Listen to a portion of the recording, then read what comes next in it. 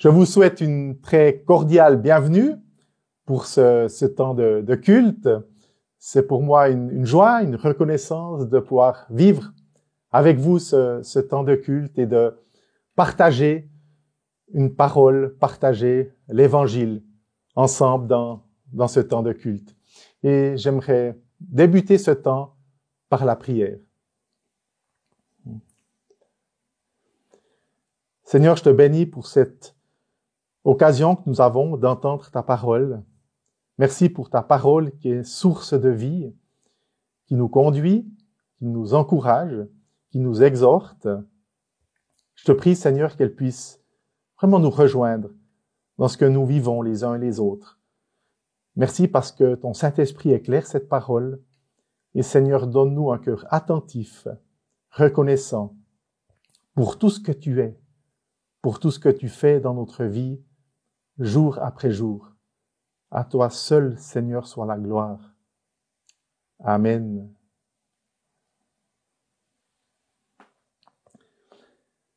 J'aimerais partager avec vous aujourd'hui une parole qui est en lien avec l'encouragement, avec la reconnaissance. C'est un thème qui m'est cher, que j'ai déjà eu l'occasion de partager à une occasion ou à une autre. La question de l'encouragement, de la reconnaissance. La parole de Dieu nous invite effectivement à être reconnaissants pour ce que le Seigneur nous donne, mais aussi reconnaissants pour les frères et sœurs que le Seigneur a placés sur notre chemin. Des frères et sœurs qui sont réellement une source d'encouragement, une source de bénédiction dans notre vie spirituelle, dans notre marche à sa suite en tant que disciples. Et je pense effectivement en particulier à l'apôtre Paul. Je crois que s'il y a bien dans la parole de Dieu une personne qui a vécu de manière concrète l'encouragement, la reconnaissance, eh bien c'est notamment, comme d'autres, mais notamment l'apôtre Paul. L'apôtre Paul, qui était une cheville ouvrière de nombreux miracles qu'il a pu vivre par l'action de l'Esprit Saint, qui a pu mettre sur pied, en collaboration avec de précieux frères et sœurs que le Seigneur a placés à ses côtés, il a pu voir la naissance de plusieurs églises dans ce temps de l'Église primitive. Et ça, s'il a pu vivre cela, c'est aussi par le soutien, par l'encouragement des frères et sœurs que le Seigneur a placés sur son chemin. L'apôtre Paul a eu un ministère très particulier, nous pourrions dire de manière humaine prestigieux, et pourtant l'apôtre Paul, c'est ce qui m'a souvent frappé, resté très humble dans la manière dont il a vécu son ministère, parce qu'il était conscient que tout ce qu'il a pu vivre lui-même, tout ce qu'il a partagé de l'Évangile, il l'a fait grâce à l'action de Dieu dans sa vie, grâce à l'action de l'Esprit Saint dans les cœurs. Et c'est ce qu'il dira notamment au travers de la première épître aux Corinthiens, au chapitre 3, les versets 4 à 7, que je vous invite à lire.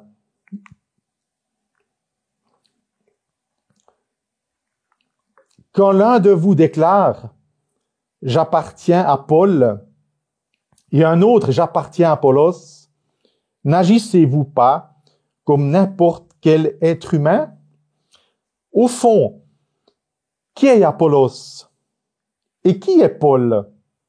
Nous sommes simplement des serviteurs de Dieu par lesquels vous avez été amenés à croire.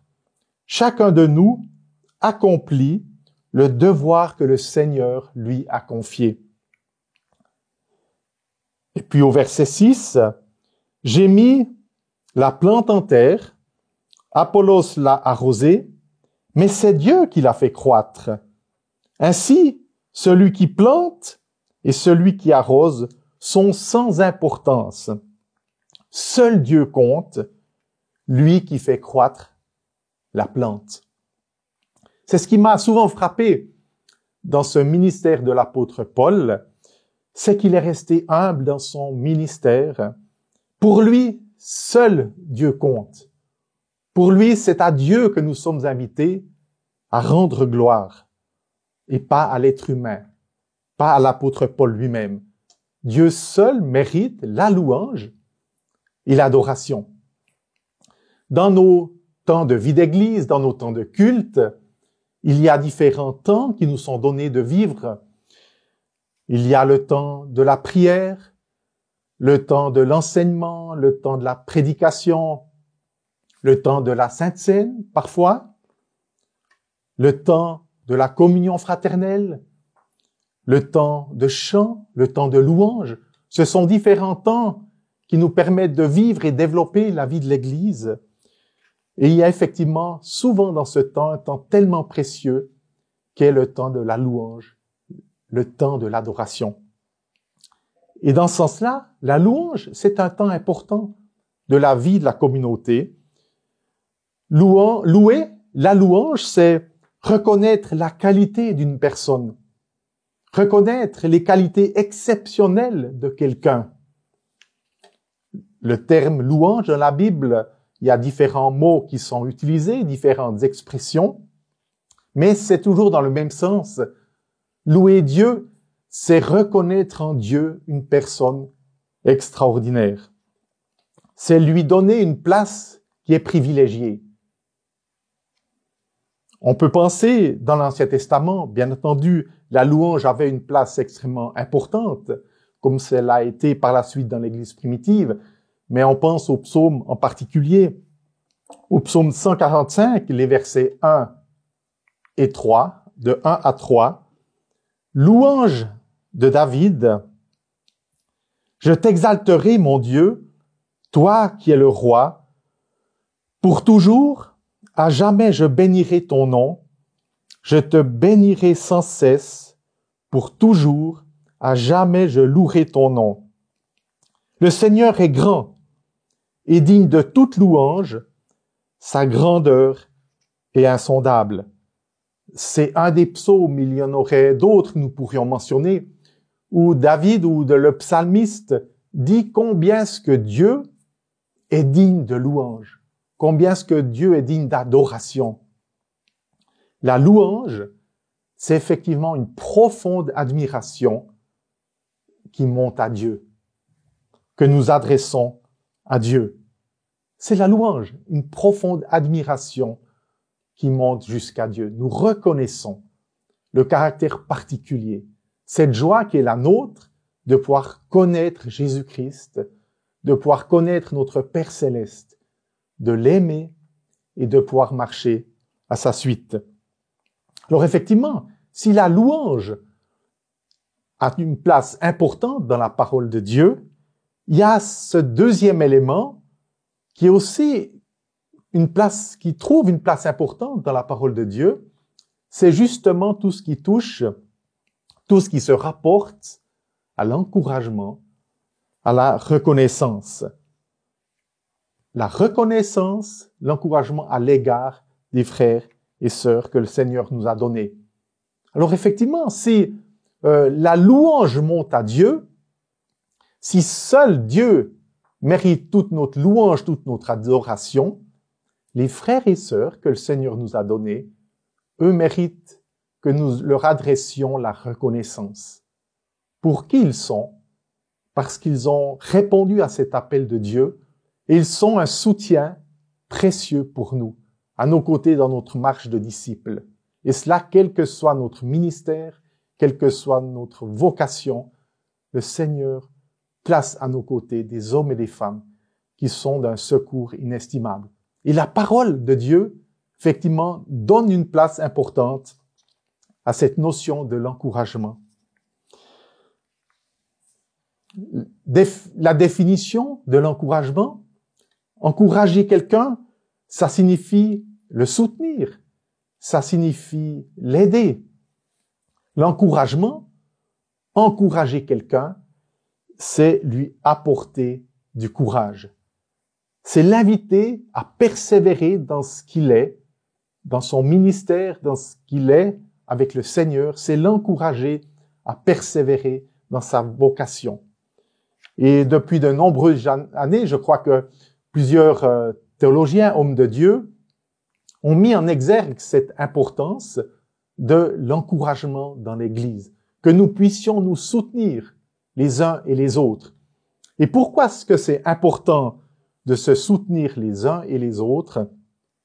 Bien, tout simplement parce que être humain que nous sommes sujets au découragement. Parfois, le découragement nous guette et l'Église est aussi parfois impactée par ces découragements qui peuvent surgir. Nous vivons dans des temps qui sont particuliers, des temps qui sont anxiogènes, qui sont parfois qui génèrent peut-être du stress ou du découragement, mais de tout temps, la parole de Dieu, quelles que soient les circonstances de vie, nous invite effectivement à vivre l'encouragement, la reconnaissance et à être vraiment un soutien fraternel et spirituel pour les personnes que le Seigneur place à nos côtés. Et comme j'ai eu l'occasion de le dire précédemment, je crois que dans la parole de Dieu, l'apôtre Paul est notamment un exemple dans ce sens-là, dans la manière où il a vécu lui-même, il a vécu l'encouragement. Il a reçu des encouragements pour lui-même, mais il a aussi été généreux dans l'encouragement qu'il donnait à autrui par rapport à toutes les personnes qui ont été précieuses dans son ministère et sur son cœur. L'apôtre Paul était un homme profondément habité par cette louange qu'il adressait à Dieu, reconnaissant pour tout ce que le Seigneur lui avait donné. Et l'apôtre Paul était aussi généreux dans cette dimension de l'encouragement fraternel. Et nous avons notamment cet exemple de cet encouragement qu'il adresse, cette louange qu'il adresse à Dieu, une gratitude que nous pouvons lire dans l'épître, dans le livre, la première épître à Timothée, 1 Timothée 1, les versets 12 à 15, où c'est l'apôtre Paul qui adresse une lettre à Timothée et il dira au verset 12, « Je suis plein de gratitude envers celui qui m'a rendu puissant, Jésus-Christ notre Seigneur, parce qu'il m'a estimé digne de confiance quand il m'a institué dans un ministère.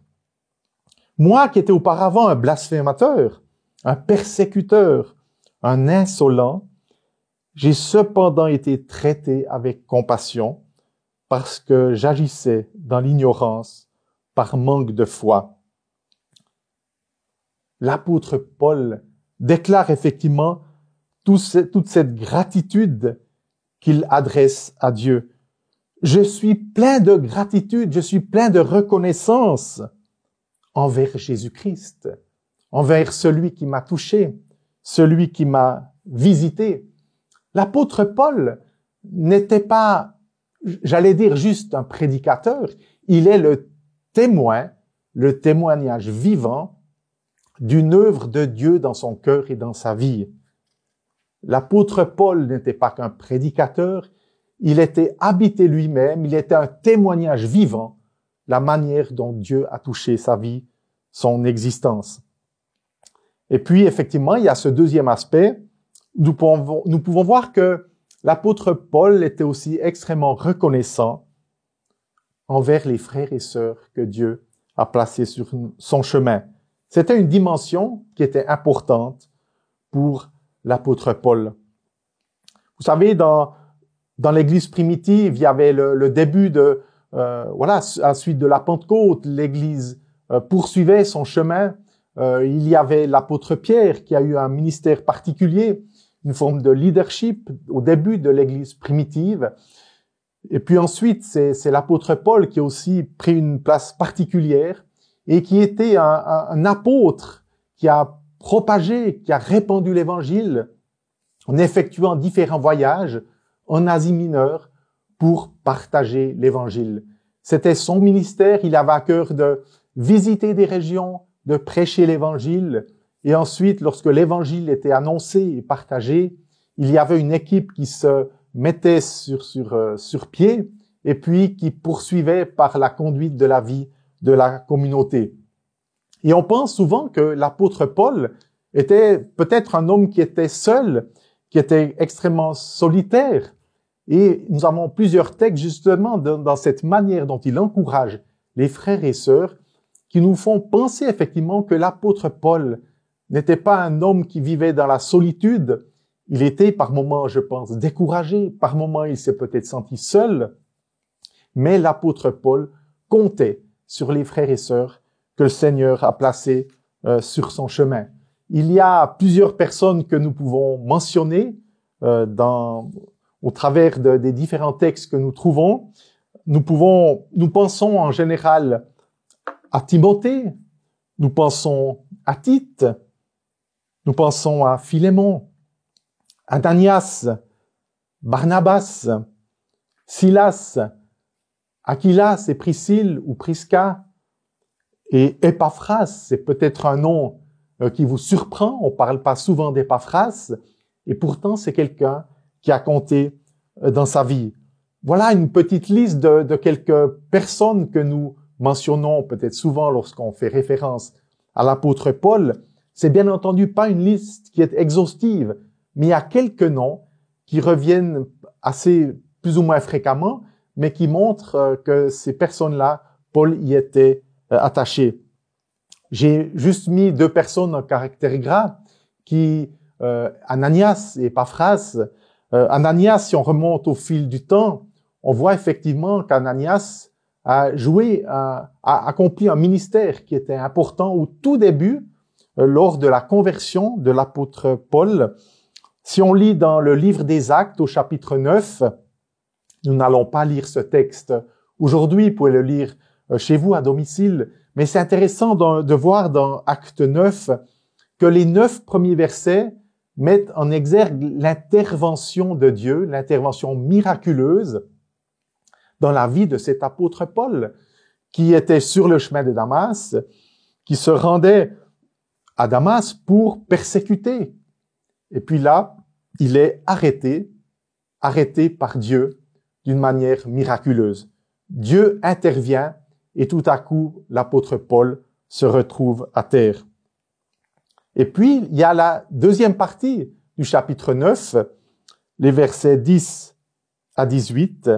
On voit effectivement là que l'apôtre Paul est au bénéfice d'une intervention d'Ananias. C'est Ananias qui vient et puis qui va venir relever l'apôtre Paul qui avait été en quelque sorte aveuglé par l'action miraculeuse de Dieu.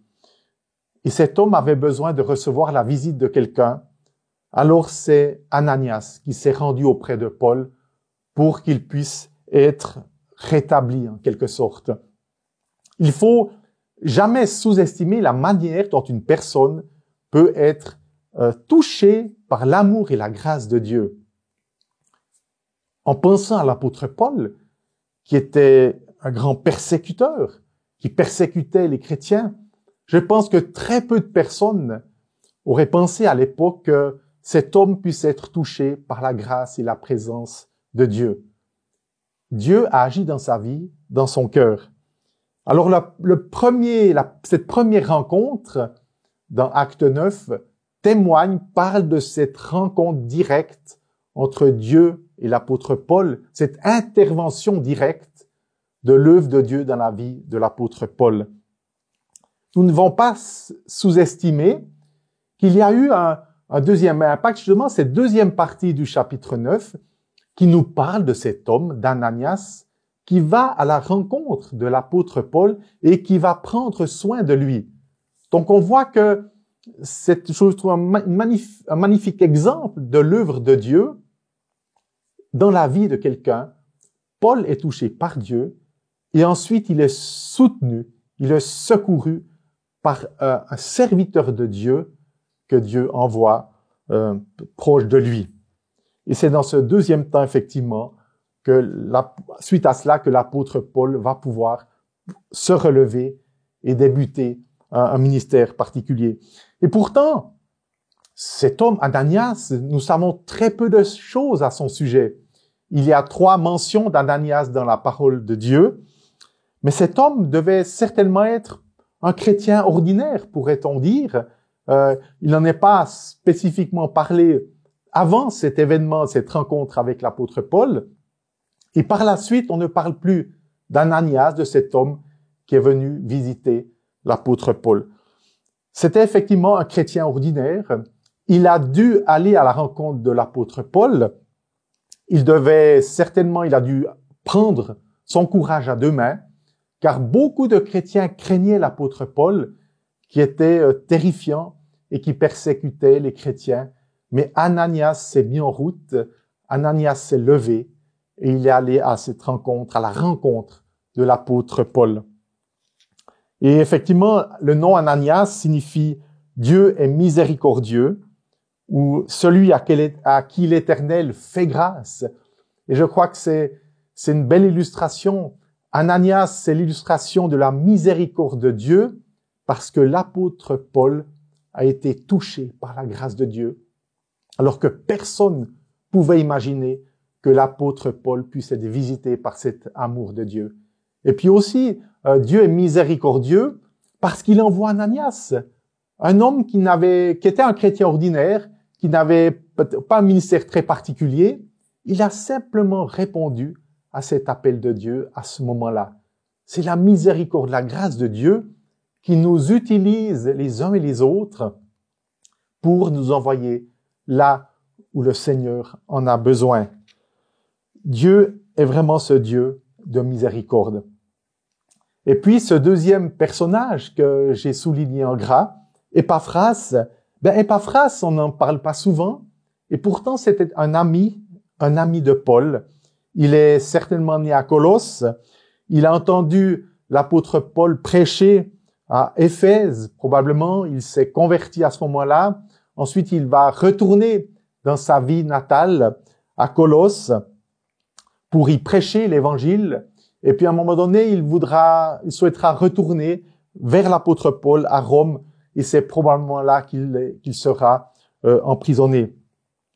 Mais c'est beau de voir ce que l'apôtre Paul dit aux Colossiens au sujet de cet homme. Colossiens 1, les versets 7 à 8.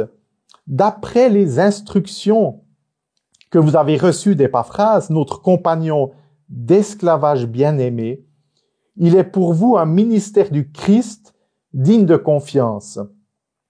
Et il nous a appris de quel amour l'Esprit vous anime. » J'ai trouvé extraordinaire ce texte-là, ce verset qui met en évidence, où Paul dit, mais Épaphras, il nous a appris quel amour l'Esprit vous inspire.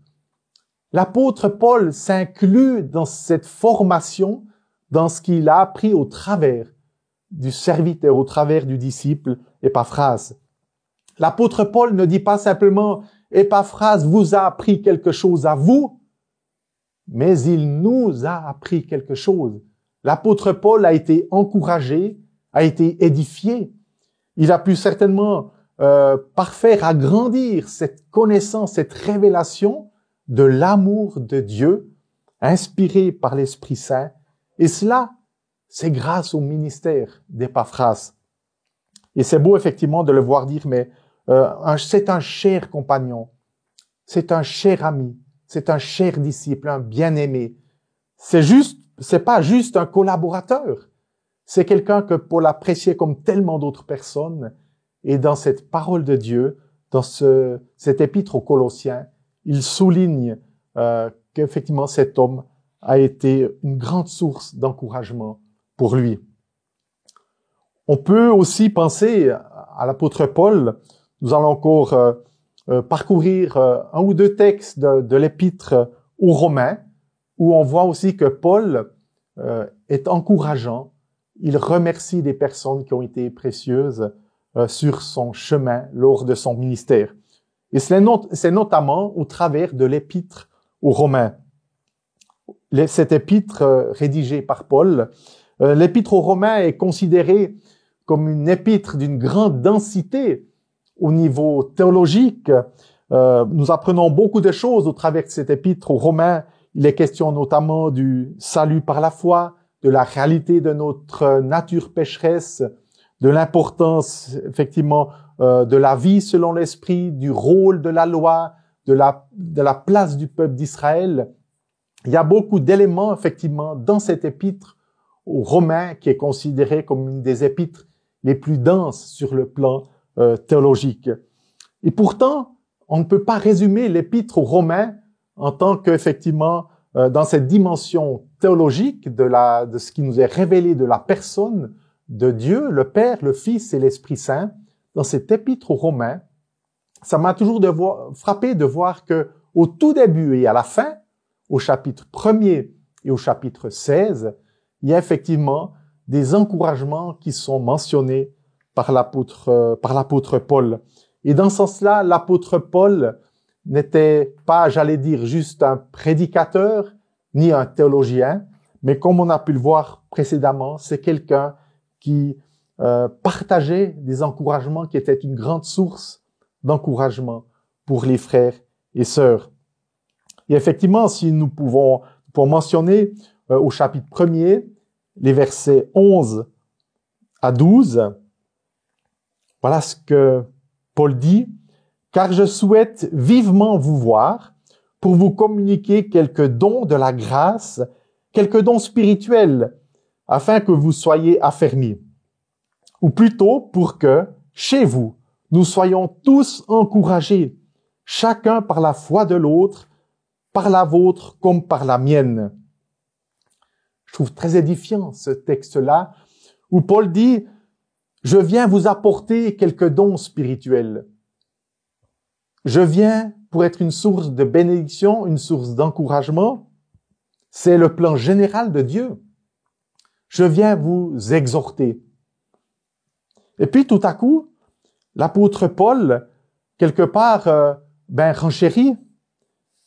Et puis il mentionne effectivement l'importance de l'encouragement. Au verset 12, tout à coup il dit, mais plus encore.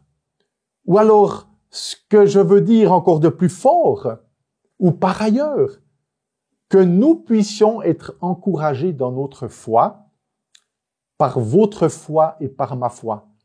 C'est-à-dire que Paul voit son ministère non simplement comme un lieu où il apporte la parole de Dieu, où il prêche l'évangile, où il encourage, où il exhorte. Là, il dit, je viens partager quelques dons spirituels, quelques encouragements, mais comme tout à coup, comme s'il se reprenait en disant, ou mieux encore, que ma visite soit une occasion pour moi d'être encouragé et pour vous aussi d'être fortifiés dans votre foi. Et c'est, je trouve, le cœur de l'Église, de la communauté. C'est non seulement quelques ministères qui sont là pour enseigner, pour exhorter, pour encourager, mais l'Église est un lieu d'édification mutuelle. Votre foi est un encouragement pour moi, comme ma foi peut être une source de bénédiction pour vous. Et l'apôtre Paul le dit très clairement, ou mieux encore, ou plus encore, que nous soyons encouragés mutuellement par votre foi et par ma foi. Et je trouve, magnifique de relever, de souligner cela, que l'apôtre Paul avait à cœur non seulement de visiter les églises, mais d'être encouragé lui-même par l'apport des frères et des sœurs. Et puis aussi au chapitre 16, au dernier chapitre de cette épître aux Romains, nous pouvons lire au verset 1 et 2, il y a toute une liste de personnes. C'est très intéressant si vous avez le temps de lire tout ce chapitre 16. Nous allons juste lire quelques versets, ces versets 1 et 2 notamment. « Je vous recommande notre sœur Phoebé, diaconesse de l'Église qui est à Sancrée. Réservez-lui, en vertu de votre union commune au Seigneur, l'accueil que lui doivent des membres du peuple saint. Mettez-vous à sa disposition pour toute affaire où elle aurait besoin de vous, car elle est intervenue en faveur de beaucoup, et en particulier pour moi. » Saluez Prisca ou Priscille et Aquilas, mes collaborateurs dans le service de Jésus-Christ. Ils ont risqué leur vie pour sauver la mienne. Je ne suis pas seul à leur en devoir gratitude. C'est aussi le cas de toutes les églises des pays païens. Saluez aussi l'église qui se réunit dans les maisons. Saluez mon cher Epaineité. Il est le premier à s'être tourné vers Christ dans la province d'Asie. Voici, j'ai juste lu les 5 premiers versets de ce chapitre. Vous pouvez continuer cette lecture chez vous à domicile ou ailleurs. C'est beau de voir toute cette liste de personnes que Paul mentionne. Ce ne sont pas juste une liste de noms. Il y a à peu près, je crois, 26 personnes qui sont mentionnées. Il y a divers groupes aussi de maisons, d'églises, de maisons que Paul mentionne. Donc, ce sont toutes des personnes, des hommes et des femmes, certainement des jeunes et des moins jeunes, qui sont mentionnés, qui sont nommés. Et Paul prend la peine de rédiger quelque chose à leur sujet. Il prend la peine de les mentionner dans cet épître qui est si théologique, si dense. Paul prend le temps, la peine de mentionner le nom de toutes ces personnes qui ont compté dans sa vie. Il salue différentes personnes, voilà, pour juste simplement, illustrer les différentes peut-être catégories de personnes que Paul mentionne dans ce dernier chapitre de l'Épître aux Romains. Il salue toutes les personnes qui l'ont encouragé, sans lesquelles son ministère n'aurait pas été celui qu'il a pu avoir. C'est grâce à Dieu, bien entendu. La louange, elle va à Dieu. C'est Dieu seul qui a permis ce ministère particulier, mais Paul est conscient que Dieu a placé des personnes à ses côtés qui ont permis d'être par moments encouragés, fortifiés lorsqu'il en avait besoin. Et il mentionne justement ses compagnons de ministère, ceux qui ont œuvré à ses côtés. C'est le cas de Phoebé, c'est le cas de Priscille et Aquila, qui ont œuvré à ses côtés, des compagnons dans son ministère. Il parle au chapitre 5 d'Epaineité. C'est un nouveau converti. C'est quelqu'un qui a trouvé la foi en Jésus-Christ et il le mentionne comme son bien-aimé, le premier qui s'est converti en Asie pour le Christ. C'était quelqu'un d'important pour lui et il le mentionne dans ce dernier chapitre. Il parle aussi de ceux de sa famille, il parle aussi de ses compagnons dans la souffrance, dans la difficulté. C'est au verset 7 par exemple, Andronicus ou Junias, il parle de personnes qui sont de sa parenté ou de personnes avec lesquelles il a vécu une captivité où il a pu être encouragé lorsqu'il était emprisonné. Donc il y a ces différentes catégories de personnes, ces différents secteurs dans lesquels l'apôtre Paul a concrètement vécu l'encouragement, où il a été réconforté. Et il mentionne effectivement toutes ces personnes. Et je trouve effectivement que c'est une pensée à ce texte des Romains.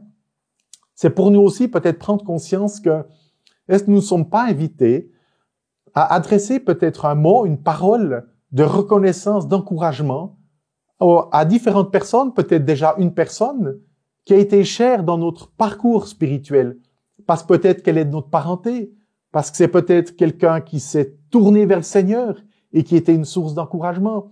C'est quelqu'un qui, dans l'adversité, dans la difficulté, a pu être un secours précieux. Selon justement différentes situations de vie, le Seigneur ne nous abandonne pas. Il place des personnes à nos côtés. Il y a quelques années, j'avais eu l'opportunité d'écrire à quelqu'un. J'avais eu à cœur d'écrire à une ou deux personnes qui m'ont été chères et qui, je reconnais, avaient été un apport précieux dans mon chemin de vie spirituel, un membre de la famille et une connaissance qui apportait la parole de Dieu d'une façon qui me touchait, dans la manière de l'apporter dans son parcours de vie. C'est quelqu'un qui me touchait dans sa manière de partager l'Évangile. Et un jour, j'avais à cœur de leur écrire pour leur dire combien ce qu'elles avaient été précieuses et utiles dans ma vie personnelle, dans ma vie spirituelle, dans ma vie de famille, combien ce que j'étais reconnaissant et je les remerciais pour ce qu'elles m'avaient apporté. Et j'avais simplement à cœur de pouvoir le vivre de cette manière. Et aujourd'hui, c'est peut-être un encouragement que je vous adresse. Est-ce que le Seigneur met sur votre cœur une personne, une ou plusieurs personnes, envers laquelle ou lesquelles vous auriez envie d'adresser un petit mot, un petit WhatsApp, un mail ou une carte postale ou une lettre, pour simplement les remercier, parce que l'encouragement est une dimension qui est tellement présente dans la parole de Dieu, où la Bible nous invite à être encourageants, à être reconnaissants les uns envers les autres. La louange monte à Dieu, oui, et la reconnaissance envers les frères et sœurs aussi, parce que c'est Dieu qui les a placés sur notre chemin, et nous sommes invités à vivre effectivement cet encouragement, cette reconnaissance. Alors que dans vos temps de prière, dans vos temps de méditation, que le Seigneur puisse mettre une ou une autre personne sur votre cœur. C'est ce que j'ai à cœur de partager avec vous aujourd'hui, et j'aimerais encore remettre ça au Seigneur dans la prière. Seigneur, je te remercie pour cet exemple de l'apôtre Paul, qui est tellement reconnaissant pour tout ce que tu as fait dans sa vie. Tu as transformé sa vie, transformé son existence, Seigneur, et tu l'as touché. Par ta grâce, tu l'as visité. Seigneur, c'est beau de voir aussi l'apôtre Paul être comme ça encourageant, de mentionner, de nommer toutes les personnes qui ont été chères sur son cœur. Et il le dit ouvertement, il les mentionne dans ses épîtres. Saluez ces personnes-là, elles ont compté pour moi. Je te prie, Seigneur, pour mes frères et sœurs qui sont dans cette écoute de cette parole de Dieu, que tu puisses leur mettre sur leur cœur une personne ou l'autre, ou plusieurs personnes, Seigneur, et qu'il y ait peut-être un mot, qu'il y ait ou une prière, ou une action de reconnaissance pour toutes ces personnes que tu as placées sur leur chemin. Nous ne sommes pas seuls. Tu es à nos côtés, tu vis Saint-Esprit dans notre vie, et tu places des hommes et des femmes qui sont d'un secours extrêmement précieux à nos côtés. Alors Seigneur, merci pour cette parole que tu nous donnes aujourd'hui, qu'elle puisse, Seigneur, être inspirante pour nous et nous mettre en chemin, nous mettre en route, peut-être dans une direction ou dans l'autre, dans ce que tu sauras nous montrer aux uns et aux autres. Béni sois-tu, Seigneur, pour qui tu es. Amen.